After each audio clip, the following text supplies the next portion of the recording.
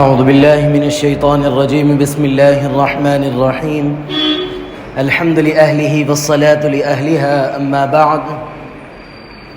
انتہائی واجب الاحترام، قابل صد احترام بزرگان دین، نوجوانان اہل سنت، السلام علیکم ورحمۃ اللہ وبرکاتہ۔ رمضان المبارک کا مقدس مہینہ چل رہا ہے۔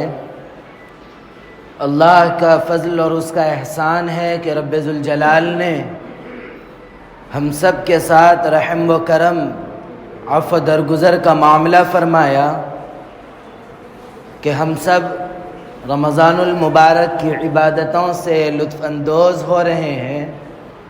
اللہ کے فضل و کرم سے تراویح کا بھی اہتمام ہو رہا ہے، روزے کا بھی اہتمام ہو رہا ہے۔ یہ خالص رب ذوالکرم کا احسان ہے۔ یہ بات بار بار آتی ہے کہ ہمارے اندر کوئی ذاتی طاقت و قوت نہیں کہ جس کی بنا پر ہم روزہ رکھ سکے یا ہماری زندگی میں درازگی آئے اور ہم اس مہینے کو پا سکے۔ یہ خالص ذات حق جل مجدہ کا احسان ہے، اس کا کرم ہے۔ اسی لیے ہم بارگاہ رب ذوالکرم کے بارگاہ کریم میں شکر بجا لاتے ہیں کہ اللہ رب العزت ہماری اس عبادتوں کو قبول بھی فرمائے۔ رمضان المبارک کے اندر ہمارے ساتھ ہمارا ایک ماحول بھی ہے کہ رمضان المبارک میں ہم زکوٰۃ کا بھی اہتمام کرتے ہیں۔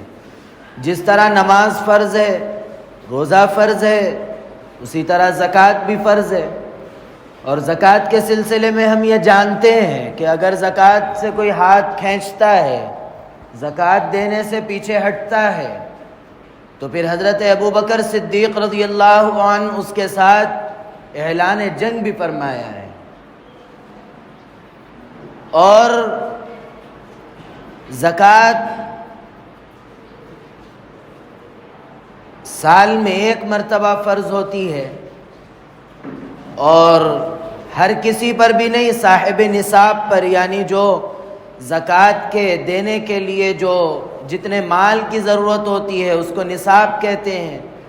جس کا موٹا موٹا مسئلہ یہ ذہن میں رکھنا ہے کہ 7.5 تولے سونا یا 52.5 تولے چاندی کا اگر کوئی مالک ہو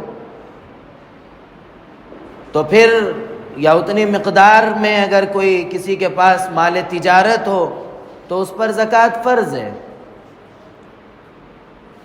اب زکوٰۃ دینا تو کس کو دینا، یا کون دے، کس کو دے، کیا اس کے اندر احوال ہے، اس میں بنیادی باتیں سمجھنے کی یہ ہے کہ زکوٰۃ دینے کے لیے جب ہم آگے بڑھتے ہیں تو اس سے پہلے ایک چیز یہ سمجھنے کی ہے کہ زکوٰۃ اور ٹیکس، یہ دونوں میں کافی فرق ہے اور واضح فرق ہے۔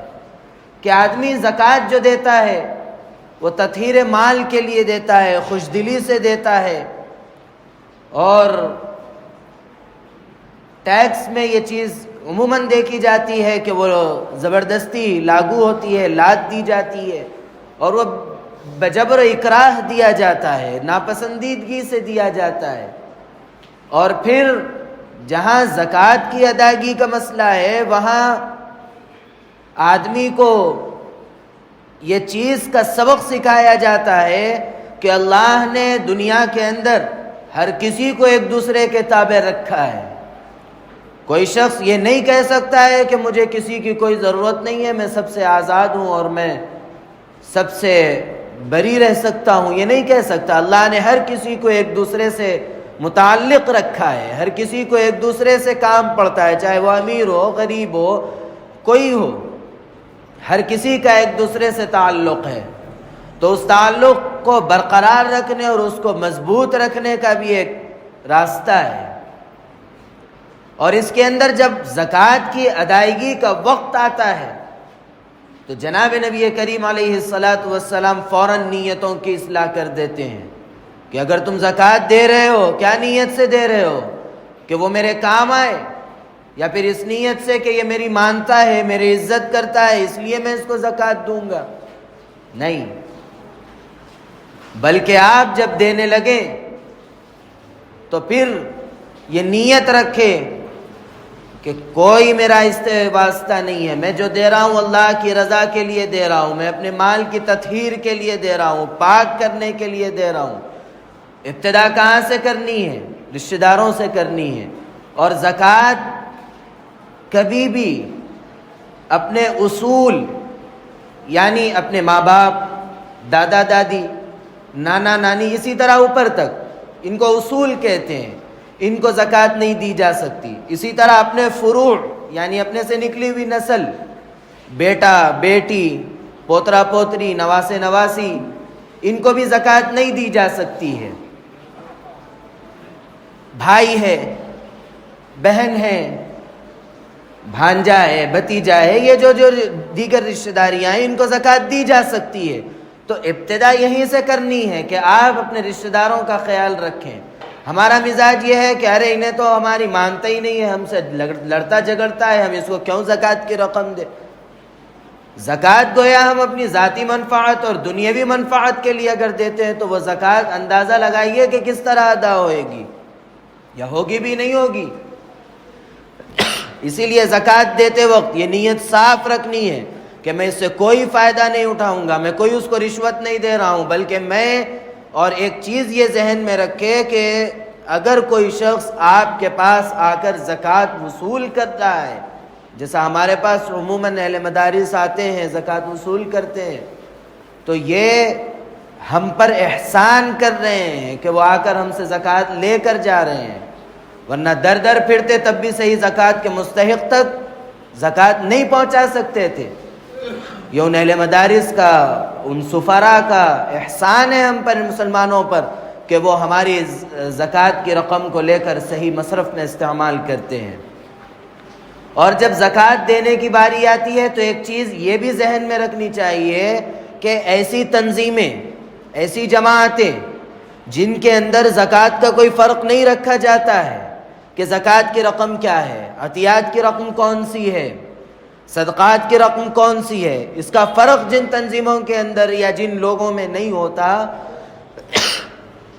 اجتماعی معاملات میں، تو ان کو زکوٰۃ دینا جائز نہیں ہے، آپ کی زکوٰۃ ادا نہیں ہوگی، کیونکہ زکوٰۃ کے ادائیگی کے اندر جو بنیادی مسئلہ ہے وہ یہ ہے کہ مستحق کو زکوٰۃ کا مالک بنانا ہے۔ تو اسی لیے ایسی جگہوں پر جہاں ان چیزوں کا خاص خیال نہیں رکھا جاتا وہاں بچنا چاہیے۔ اور پھر زکوٰۃ دینے کے اندر ایک اور چیز یہ بھی ذہن میں رکھنی چاہیے کہ جن جماعتوں میں یا جن تنظیموں میں اسراف کا ماحول ہے کہ وہ غرباء کی مدد سے زیادہ اپنی تشہیر کے اندر بھی استعمال کرتے ہیں کافی رقوم، تو ایسی تنظیموں کو بھی زکوٰۃ دینے سے زکوٰۃ ادا نہیں ہوگی، اسی لیے اس کا خاص خیال رکھتے ہوئے زکوٰۃ ادا کریں۔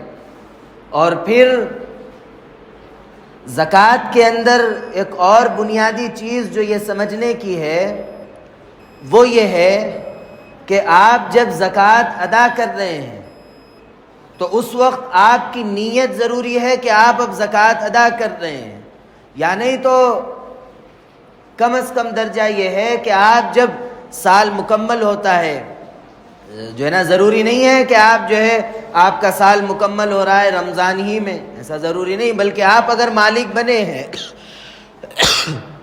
محرم کے مہینے کے اندر، تو اگلا محرم جب آتا ہے تو آپ پر زکوٰۃ فرض ہوتی ہے، تو اس کے لیے آپ کو رمضان کا انتظار ضروری نہیں، آپ محرم میں اب الگ کر دیں اور ادا کر دیں، یہ بہتر ہے۔ لیکن ہمارے پاس ماحول رمضان کا ہے، ٹھیک ہے، تو جب رمضان کا ماحول ہے تو اگلے رمضان کا انتظار نہ کرے، بلکہ قبل از وقت ادا کرنے کی گنجائش جب شریعت نے رکھی ہے تو ادا کرنے کی فکر کرے۔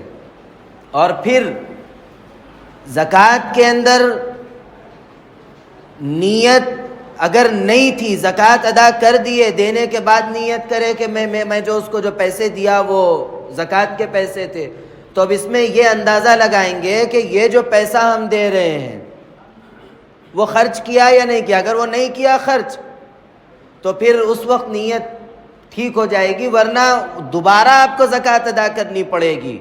اور پھر آپ عموماً ایسا ہوتا ہے کہ کسی کو کچھ قرض وغیرہ دیتے ہیں اور وہ غریب ہے، وہ لوٹا نہیں سکتا ہے، تو ہم یہ نیت کر لیتے ہیں کہ جو اس کو میں پیسے دیا ہوں وہ زکوٰۃ کی رقم ہے، میری زکوٰۃ ادا ہو گئی، تم قرضہ واپس مت کرو۔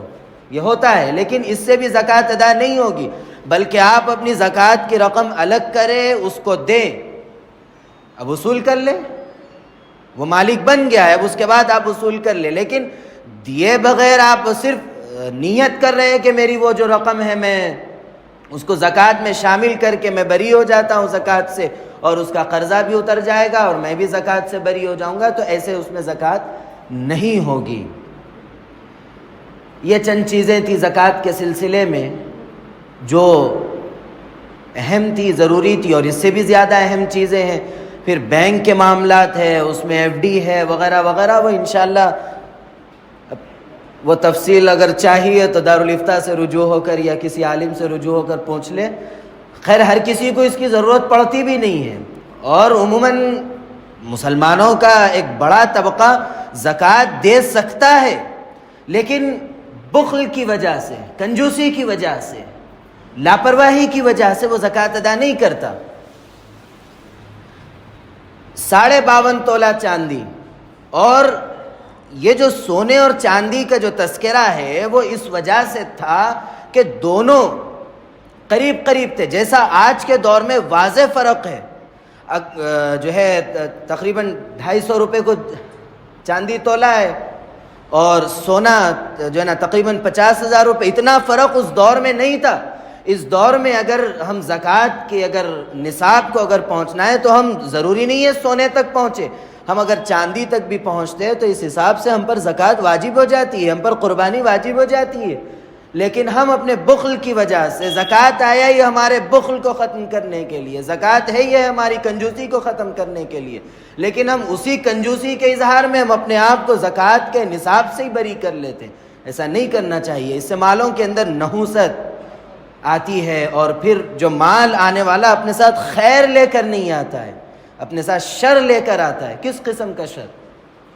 بیماری کی شکل میں آتا ہے، آفات و مصائب کی شکل میں آتا ہے۔ اب بڑے بڑے مالدار ہیں، بعض دفعہ ہوتا ہے، ضروری نہیں ہے، انکم ٹیکس کا دعویٰ پڑ گیا، کیا کر لیے، زکوٰۃ سے زیادہ ادا کرنا پڑ گیا۔